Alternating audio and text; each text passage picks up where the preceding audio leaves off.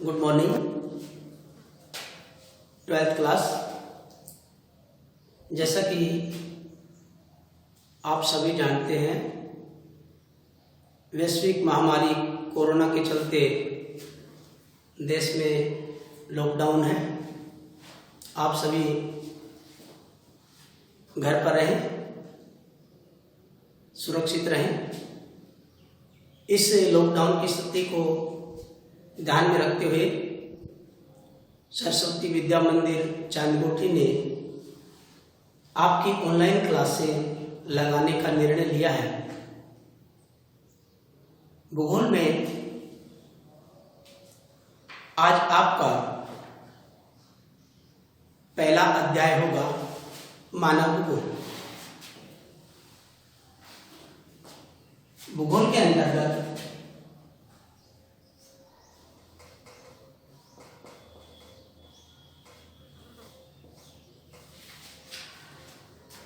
आपकी दो बुकें 12th क्लास में चलती हैं। फर्स्ट भाग है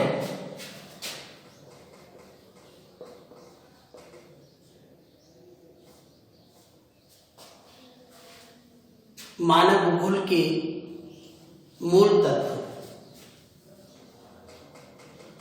मानव भूगोल के मूल तत्व।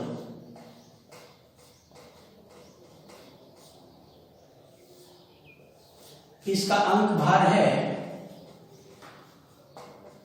28 और इसका प्रथम अध्याय है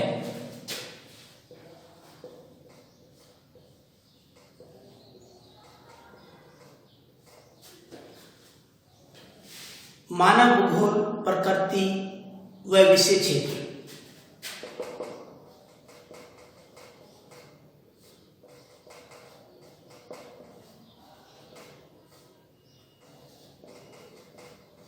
मानव भूगोल प्रकृति व विषय क्षेत्र।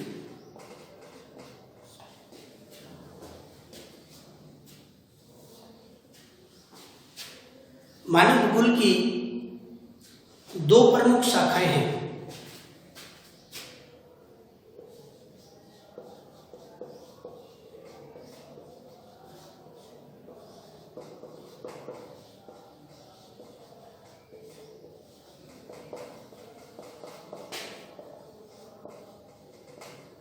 नंबर 1 भौतिक भूगोल और नंबर 2 मानव भूगोल।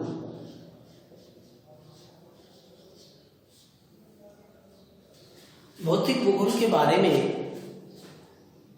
आपको याद होगा, आपने 11वीं क्लास में पढ़ा था,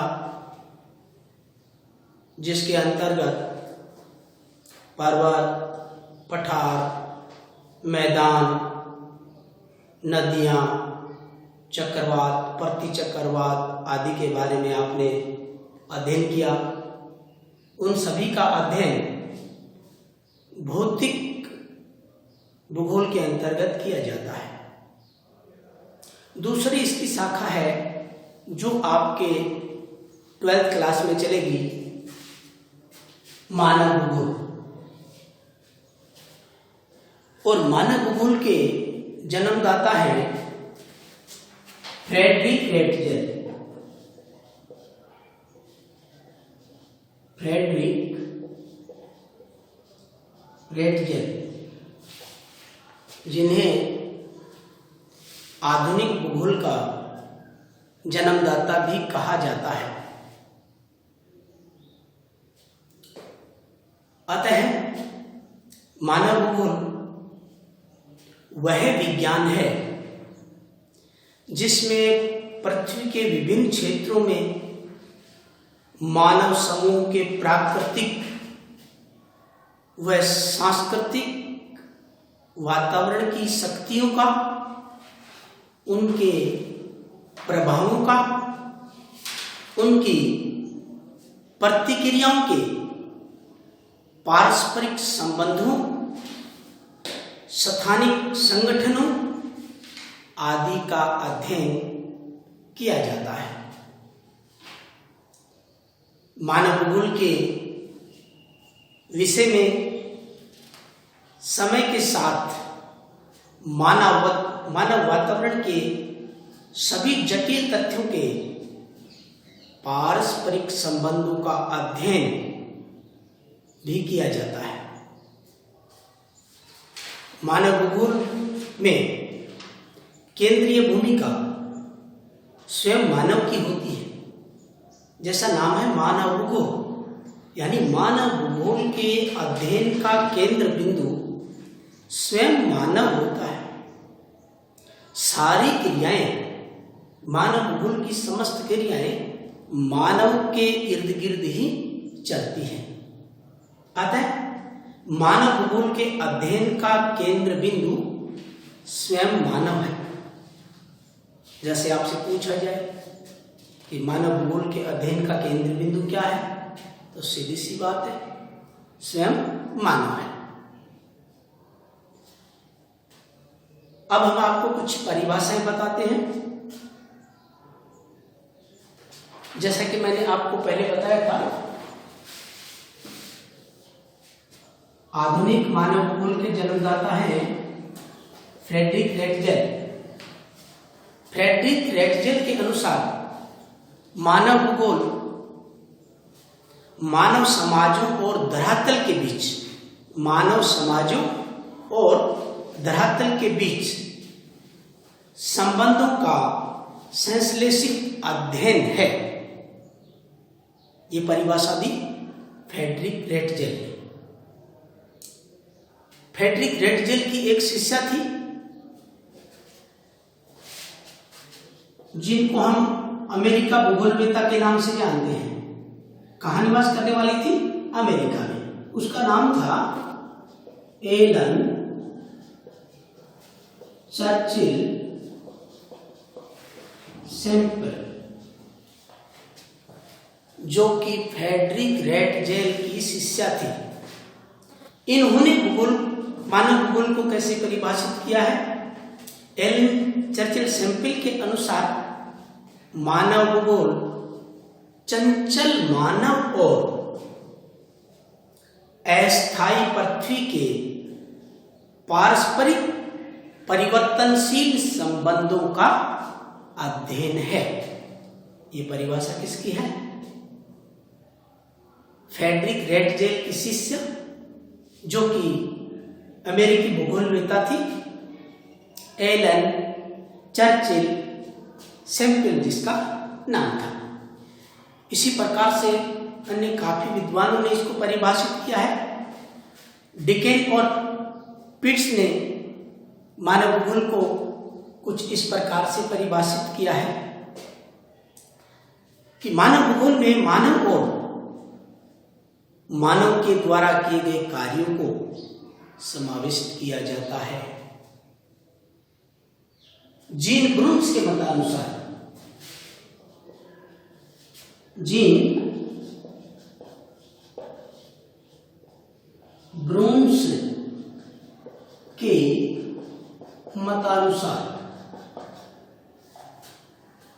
जीन ब्रून्स ने बताया कि वे सभी दृश्य जिसमें मानवीय क्रियाएं कार्य करती हैं, अर्थात मानव के द्वारा जो भी क्रियाएं काम करती हैं, उन सभी को जीन ब्रून्स ने अपनी परिभाषा में शामिल किया।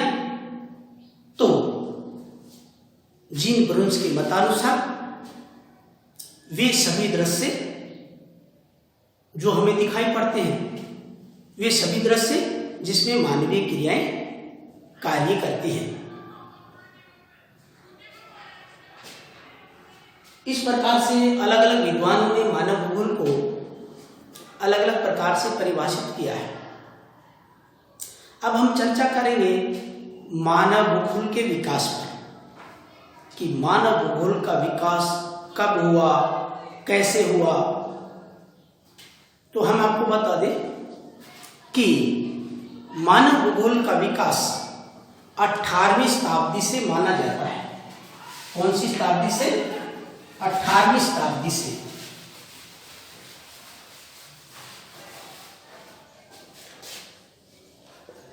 मानव भूगोल का विकास कौन सी शताब्दी से? 18वीं शताब्दी से।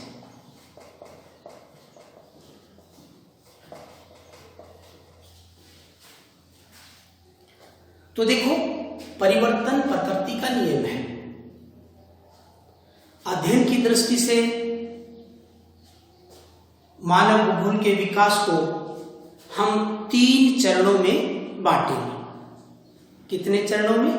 3 चरण। तो सबसे पहला चरण है विकास का प्राचीन काल। प्राचीन काल जैसा हमें नाम से विदित है, बहुत पुराना समय। तो इस समय में क्या था कि इस काल में समाजों के बीच अन्योन्य क्रियाएं, यानी एक दूसरे का सहयोग लेने की, एक दूसरे को जानने की क्रियाएं बहुत कम थी। एक दूसरे के बारे में ज्ञान बहुत ही सीमित था। एक दूसरे के बारे में ज्ञान बहुत ही सीमित था। तकनीकी ज्ञान का अभाव था। तकनीकी ज्ञान भी बहुत कम था। चारों तरफ प्राकृतिक वातावरण की छाप थी, अर्थात मानव प्रकृति के अंतर्गत रह करके, प्रकृति से प्रेम करके, प्रकृति के अंतर्गत ही अपना जीवन जीता था। अतः वह प्राकृतिक तत्वों को देवता मानकर,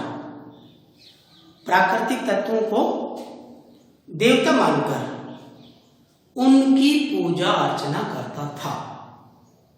प्रकृति के अंतर्गत जितने भी तत्व थे, जिनमें हम कह सकते हैं सूर्य, वायु, अग्नि, जल, वर्षा आदि सभी, उन सभी को देवता मान करके उनकी आराधना करता था, उनकी पूजा करता था और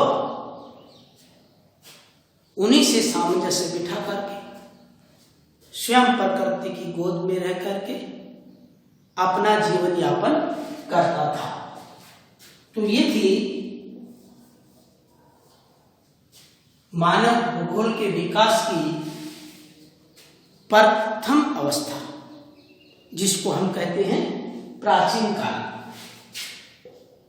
दूसरा काल था मध्यकाल। कौन सा था? मध्यकाल। जैसा नाम है, मध्य मानी बीच का काल। बीच का कैसे हुआ? तीसरा काल जो आएगा वो होगा आधुनिक काल। अब मध्यकाल में क्या था? मध्यकाल के अंतर्गत नौ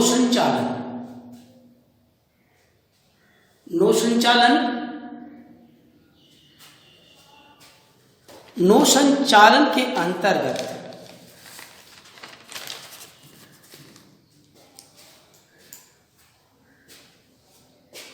थोड़ा तकनीकी ज्ञान बढ़ा, कुछ जानने की जिज्ञासा हुई, अन्य देशों की नौकाओं के माध्यम से यात्राएं की गई, एक दूसरे देश से संपर्क हुआ, एक दूसरे से व्यापार करने की रुचियां बढ़ी और इस काल में ऐसा करते करते अनेक देशों की खोज होने लगी। तो इस काल में अन्वेषण यानी खोज, विवरण व प्रादेशिक विश्लेषण पर भी जोर दिया गया। ये था आधुनिक भूगोल के विकास का दूसरा चरण, दूसरा काल।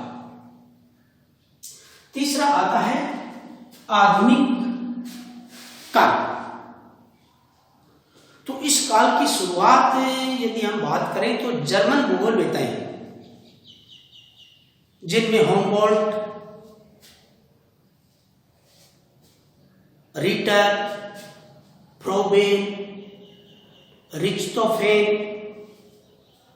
रेटजेल आदि ने की। और फ्रांस में मानव भूगोल का सबसे ज्यादा विकास हुआ। किस देश में हुआ? फ्रांस में। फ्रांस में मानव भूगोल का सबसे ज्यादा विकास हुआ। और देखो 18वीं शताब्दी में प्रारंभ होकर, मैंने आपको पहले बताया था मानव भूगोल का विकास 18वीं शताब्दी में शुरू होकर के 20वीं सदी में मानव भूगोल का विकास लगभग सभी देशों में हो चुका था।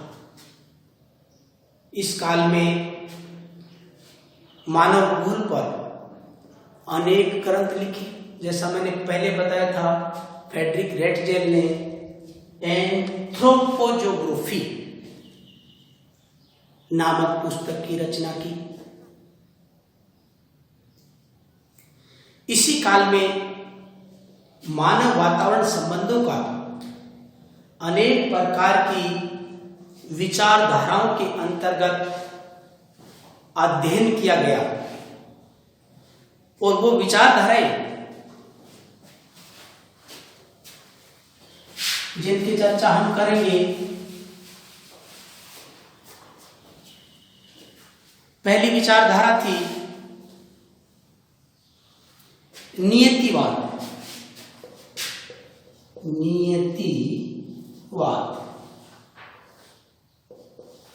इस नियतिवाद की विचारधारा को हम निश्चयवाद भी कह सकते हैं। क्या कह सकते हैं? निश्चयवाद की विचारधारा। और इस विचारधारा के अनुसार प्रकृति को सबसे ज्यादा बल दिया गया, प्रकृति को ही सर्वोपरि माना। दूसरा था संभववाद।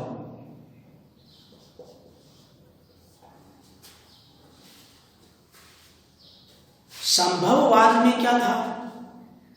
संभववाद में मानव को सर्वोपरि माना कि जरूरी नहीं है कि मानव प्रकृति के अधीन रह करके, प्रकृति की दास्ता स्वीकार करके ही अपना जीवन यापन करे, यानी वो प्रकृति पर विजय भी प्राप्त कर सकता है। ये विचारधारा थी संभववाद। और संभववाद की विचारधारा के जो जनक थे वो थे विडाल डी ला ब्लास। तो इसने माना कि मानव प्रकृति का गुलाम रहे ये जरूरी नहीं है, वो प्रकृति की मर्यादा को तोड़ करके, प्रकृति से हट करके, प्रकृति का विरोध करके भी कुछ कर सकता है। यानी इसमें मानव को सर्वोपरि माना। तीसरी जो विचारधारा थी वो थी नवनियतिवाद। क्या थी? नवनियतिवाद। इस विचारधारा को हम नवनिश्चयवाद भी कह सकते हैं। क्या कह सकते हैं? नवनिश्चयवाद। अब इस नवनिश्चयवाद में क्या था कि मानव और प्रकृति दोनों का सामंजस्य इसमें शामिल किया गया कि मानव प्रकृति का सहयोग लेकर के आगे बढ़ सकता है। प्रकृति मानव को आगे बढ़ने के लिए अनेक प्रकार के आयाम देती है, अनेक प्रकार के अवसर उसके सामने लाती है। और उन अवसरों का उपयोग करके, उनका फायदा उठा करके मानव विकास कर सकता है, मानव आगे बढ़ सकता है। तो हम नव निश्चयवाद को नियतिवाद और संभववाद के बीच की कड़ी भी कह सकते हैं। तो ये जो अवधारणा है, ये जो विचारधारा है, वो संपूर्ण संसार में सराही गई, संपूर्ण संसार में इसको सर्वोपरि माना गया। और ये जो नव निश्चयवाद की विचारधारा थी, इसके जनक थे ग्रिफिथ टेलर। और इस विचारधारा को हम रुको और जाओ विचारधारा के नाम से भी जान सकते हैं। जैसे चौराहे पे खड़ा एक सिपाही अलग अलग बत्तियों के माध्यम से संकेत हमें देता है। लाल बत्ती आती है तो रुकने का संकेत देता है कि आप रुको। एबर पीली बत्ती आती है तो वो ध्यान रखते हुए चलने का संकेत देती है, धीरे चलने का। और हरी बत्ती आती है तो हमें आगे निकलने का संकेत देती है। तो इस प्रकार से ये 3 विचारधाराएं हैं, नियतिवाद, संभववाद और नवनिश्चयवाद। तो आज का टॉपिक हम यही समाप्त करते हैं। आपका दिन शुभ हो।